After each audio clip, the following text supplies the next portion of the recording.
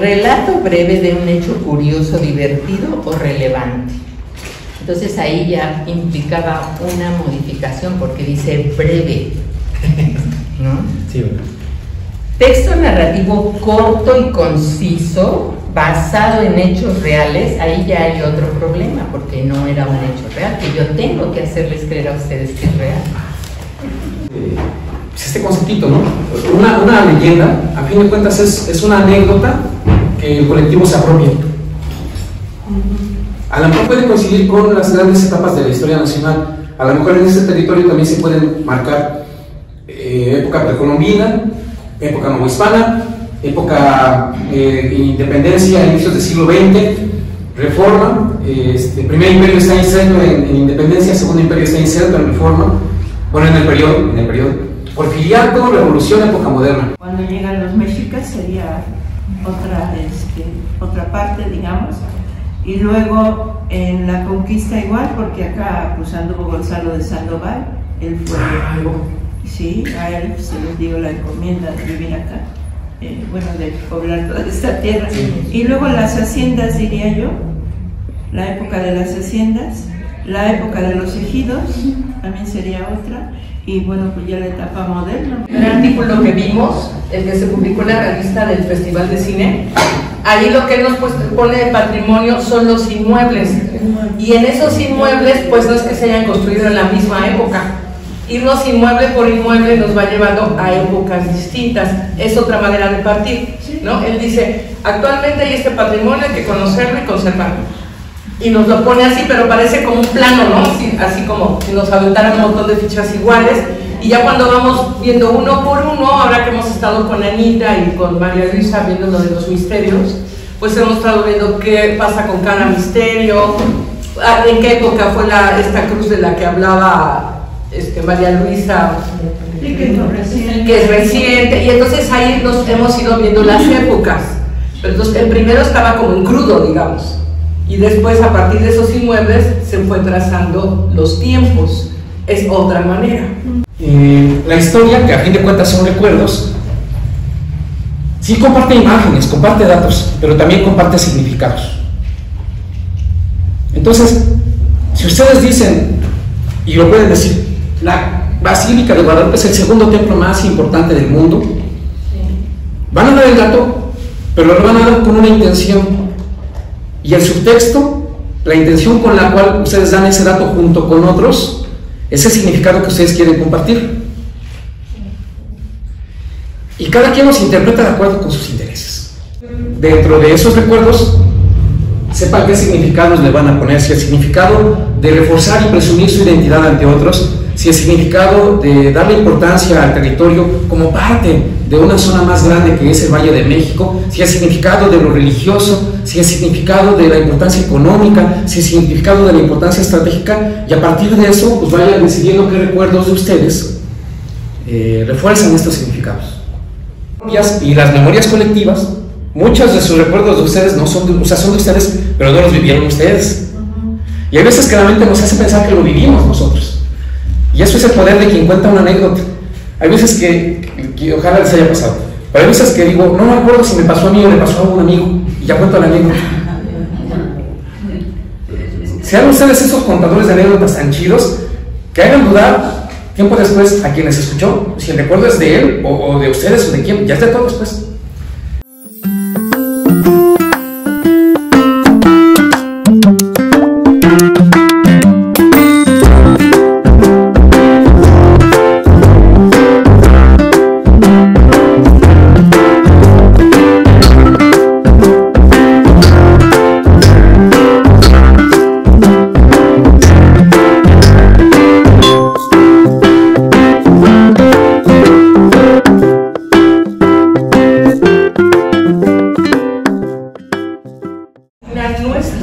Las películas mexicanas y Chespirito, y después la película de Coco. Pero nuestras referencias históricas del imaginario actual, por lo menos en 3 generaciones, son esas 3: las películas mexicanas, El Chavo del Ocho y la película de Coco. Y entonces ya pueden hacer conversaciones, pero de entrada es lo que nos vamos a encontrar. Entonces es una referencia realmente, ¿no? De México hacia allá. Su producto histórico son los recuerdos personales. Pero los recuerdos personales cambian de acuerdo con el momento, con el estado. Igual, ese sea su punto de partida, los recuerdos personales, con todo y que son variables. Lo que ya les decía yo, lo que se trata no es de transmitir imágenes precisas, sino transmitir significados. Y aquí el significado va mucho de lo colectivo, ¿no? Mucho de lo colectivo. Es decir, lo que ustedes quieran transmitir por su punto de vista y su interés personal va a estar acomodado en el interés colectivo, y eso lo va a moderar y lo va a fortalecer. Incluso para presentar su patrimonio, dense el chance de incorporar cosas que los hagan atractivos, que los hagan sensuales. La sensualidad de la palabra, creo que aquí todos la conocen, y más de la mitad la ha provocado, ¿no? Tú que llevas estos años de trayectoria por muchos países, ¿no? ¿Sabes cómo uno puede ser sensual con la palabra? Neta, esa sensualidad, picosita o dulce. Diego iba de pueblo en pueblo compartiendo noticias que se volvían chismes, que se volvieron leyendas. Y su sensualidad era porque el tipo sabía tocar la cítara, ¿no? Entonces la chamba de ustedes va a ser tener recuerdos personales compartidos por la colectividad y presentarlos de manera atractiva. ¡Ay, qué bonita espada de mi abuelito el coronel! Deja que me la ponga y entonces dime si así era él. O sea, no, es así hasta no él. Eso es memoria colectiva, eso es recuerdo personal, eso es historia y es narración oral. Está bien. O sea, no. Y cuéntame cuando ibas en carretera con mi papá. O sea, esa va a ser la chamba de ustedes. No me refiero a que llegue la gente, bienvenidos a Gustavo Madero, y comiencen a cantar la de toma, ya ven. No, a lo mejor sí. Sino que en sus relatos, y que bueno que hay poetas presentes, porque los poetas saben hacer esto, traten de acomodar la memoria colectiva, los recuerdos personales, datos históricos, y la palabra seductora de la narración oral. Nos dan mucha visibilidad de una época, son los oficios. Estas, si no me recuerdo, creo que son de Claudio Linati. Sí, son de Claudio Linati. Son oficios que este grabador y pintor hizo cuando vino a México a principios del siglo XIX. Entonces veía a la gente y le pareció importante, y por eso Linati es tan valorado, porque pues en vez de ir a dibujar el palacio del virrey o el del arzobispado, salió a dibujar a la gente. ¿Qué reconocen aquí de oficios? El mecapalero, ¿no? ¿Cuál es el porque se pone algo que le llamaban mecapal. Sí, cierto. Y con eso cargaban los cántaros. ¿Es aguado. Bueno, el mecapal es más bien un aguado. Ese es el aguado. Yo lo busqué como aguado, ¿cierto? Pero usa mecapal. La ciudad de noche es como la ven ahorita, oscura, da miedo un poco, pero con este farol que traigo, la ciudad en la noche se ve bastante diferente.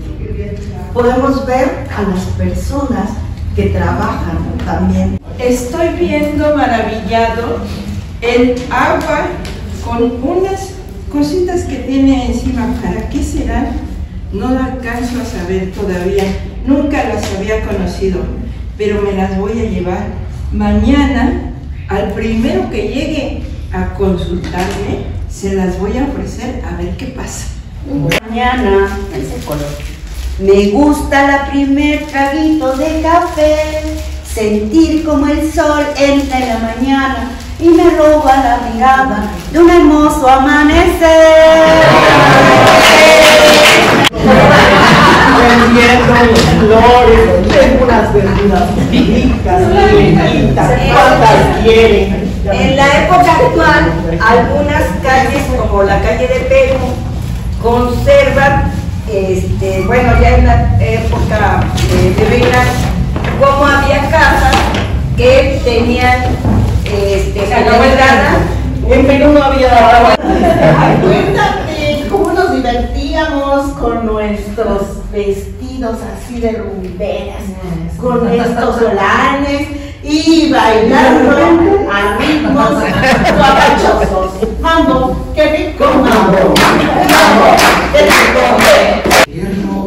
Sí, yo creo que sí me podría imaginar hacer un vestido de estrellas, muy bonito. Pero sabes que por las investigaciones que he estado buscando, dicen que las constelaciones están unidas, entonces en tu telar podrías poner a tejer los planetas, de acuerdo a lo que me han dicho, las estrellas y también constelaciones, nombres, son muchas cosas. ¡Qué belleza! Claro que sí, lo puedo confeccionar.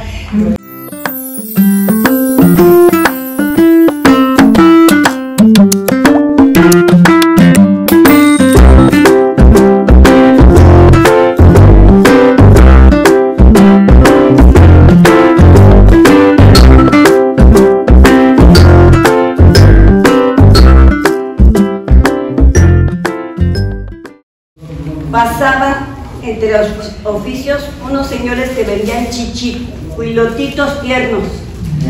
Entonces, ¿cómo relacionamos ese pasado, que todavía yo creo que falta la década de los 50, con el presente ahora que en el lago de Texcoco están llegando una gran variedad de aves, y entre esas aves están los chichicuilotitos? Y pues la verdad, yo escuchaba a mi familia, a mis tías, que hablaban de los señores estos que pasaban vendiendo los chichicuilotitos, y hasta ahora que los veo a los chichicuilotitos ahí en el lago de Texcoco, ¡ay, ese chichicuilotito! Entonces ese es como relacionamos esto que tenemos o en el imaginario colectivo, cómo lo relacionamos al presente. La fecha esta de 1913, porque igual de repente se me clava con el dato preciso y pensaba que es la época muy violenta en la Ciudad de México. ¿Qué no habrá visto Sereno? Que nos puede contar y tiene cierta veracidad y que puede ayudar a narrar de pues aquí en el tal lugar pasó esto, ahí por las villas de Nonualco, y poder llevar y usarlo el personaje, o solo como hizo la compañera, cuentan que el Sereno decía o hacía. Eso me parece que podría conectar con lo que vamos a hacer. Sí, creo que es importante que uno como narrador, narradora y como protector del patrimonio cultural, que también en la construcción y en el trabajo creativo de la historia, pues también hay un verosimilitud, ¿no? Porque la gente ahora con las tecnologías y el exceso de información, a veces no se sienten atraídos por la historia, ¿no? Como, sí, esto lo puedo buscar en internet o lo puedo ver en un TikTok. Entonces creo que trabajar en eso, ¿no? Cómo tú construyes una historia que resulte interesante para el público o para quien te está escuchando. Sí, esto de los personajes y de los oficios es muy importante, y eso me recuerda que ahí por donde yo vivo, la persona que más sabe de todas las historias de lo que pasa en el territorio es la señora que vende quesadillas. No, y se vuelve cronista incluso de todo lo que sucede ahí, porque todo el mundo llega y le platica. Las monografías narran un territorio, pero ¿saben ustedes desde cuándo se narra un territorio para otros de forma escrita? Pensando en un territorio pequeñito, no así como que la relación de Hernán Cortés sobre la conquista o sobre los viajes de Marco Polo, no, un poquito más acotado y más en la historia mexicana. Bueno, ¿los códices? Los códices, pues los códices eran más bien con fines administrativos, pero sí puede ser una forma de narrar el territorio. No, pero también relatan la historia. Por ejemplo, está un códice que trae todo lo que tuvieron que venir. La tierra de la peregrinación. Y precisamente ahí narra por donde fueron pasando y todos los lugares donde se detuvieron y cuál era la reacción de cuando llegaban ahí. Cierto. Interesante es el código. Las guías turísticas o folletitos turísticos. En aquel entonces, siglo XIX, tomen en cuenta que el turismo no era propiamente una actividad o no era propiamente un ramo de la economía. Los que viajaban un poco por trabajo o por cuestiones políticas y aprovechaban para conocer. no había propiamente una industria turística, una planeación turística. Sí había viajeros. Y tampoco se hacía con intenciones de difundir el patrimonio de un lugar, porque también la concepción de patrimonio es muy reciente. Tendrá, pues, será los años 60, 70, y ya en cuanto al cuidado, pues todavía más reciente. Les pongo aquí un par de portadas. Este es de 1858 y este es de 1852. Por cronología debieron quedar al revés. Son de México. Este dice Guía de Forasteros. Bueno, Manual del Viajero en México, compendio de la historia de la Ciudad de México, la descripción o historia de sus templos, no recuerdo qué dice, edificios públicos, y el plan de dicha, perdón, no alcanzo a ver. Estaba con malas definiciones, pensé que me iba a acordar. Templos, edificios y el plano de la ciudad. Si ustedes llegaban a la Ciudad de México, habitualmente de otro país, se venían sobre todo a extranjeros, o alguno que otro estado, pues iban a alguna librería y compraban su guía de viajero. Y era algo así como una guía roji con datos. Sí, Sergio. No, justamente te iba a preguntar, Arturo, que si Manual de Viajero tenía que ver con un poco con esta concepción del siglo XVII de libro de viaje, o... aunque el libro de viaje creo que eran las memorias de que viajaba. Como sí. tu bitácora. Sí. Era diferente porque en el libro de viaje uno iba haciendo el registro, la bitácora de su trayecto, y era más bien con fines literarios, con fines de regocijo artístico. Marco Polo. Como Marco Polo, merolicos que traían como cajas misteriosas. Es más, hay una actividad, ¿no?, que se llama cajas misteriosas. En Zacatecas mis compas lo hacen con cierta regularidad, que es presentar pequeñas obras de teatro con pequeños títeres, y uno no sabe, uno se asoma a la caja y ahí nos develan. O esos paquetes sorpresa que se compran en los tianguis, ¿no? ¿Quién sabe qué es? Pero yo quiero ver qué hay. Pues así, cuando uno llega a la gama, ustedes van a hacer que ni te imaginas lo que te espera, ¿no? Y que se junte lo que ustedes quieren mostrar, como habitantes que están vinculados por recuerdos, al que llegan. Puntos de referencia para vincular. Uno se vincula siempre a partir del asombro, creo. Ustedes ahorita me dirán alguna otra cosa que nos vincule, ¿no? Pero cuando nos asombramos juntos, pues hay una conexión con el lugar bien fuerte, bien fuerte. Comparaciones, ¿no? Mira, así como en Iztapalapa tienen su Vía Crucis, aquí en Aguascalientes tenemos la peregrinación de los penitentes, algo, ¿no? Así como en Acapulco tienen tal cosa, aquí en la Gustavo Madero tenemos esto. Esto implica que conozcan de dónde viene el visitante. A veces se puede, o a veces cuando el visitante les diga, no, pues vengo de aquí de Toluca, van a encontrar algo que conecte, ¿no? Una comparación no para ver cuál está más chido, sino como para hermanar. Considérenlo para sus discursos, para sus guiones, si es que van a trabajar con guiones. Por medio de emociones también, ¿no? Las leyendas tienen mucho esto. En las leyendas está la emoción de la inquietud, del asombro, de la expectativa, del amor. Dice que lo que más conecta son el amor y la muerte. ¿Qué relatos, qué recuerdos y qué partes del patrimonio en la GAM conectan la emoción del amor o del miedo con quien venga a visitar? Algo que sea parte de la memoria colectiva. Puede ser un episodio histórico, una anécdota compartida, una leyenda. La mención de algunos edificios antiguos, lugares donde comer, que ustedes hayan comido allí, son como recomendaciones.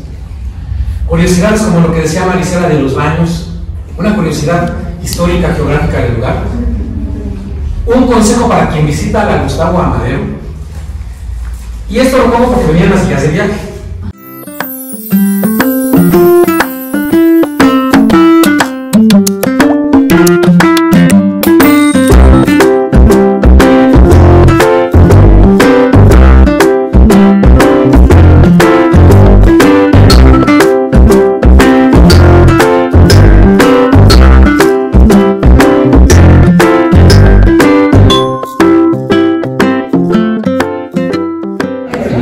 ¿Alguna vez he visitado este recinto para agradecer un favor o milagro por intersección de la Virgen de Guadalupe?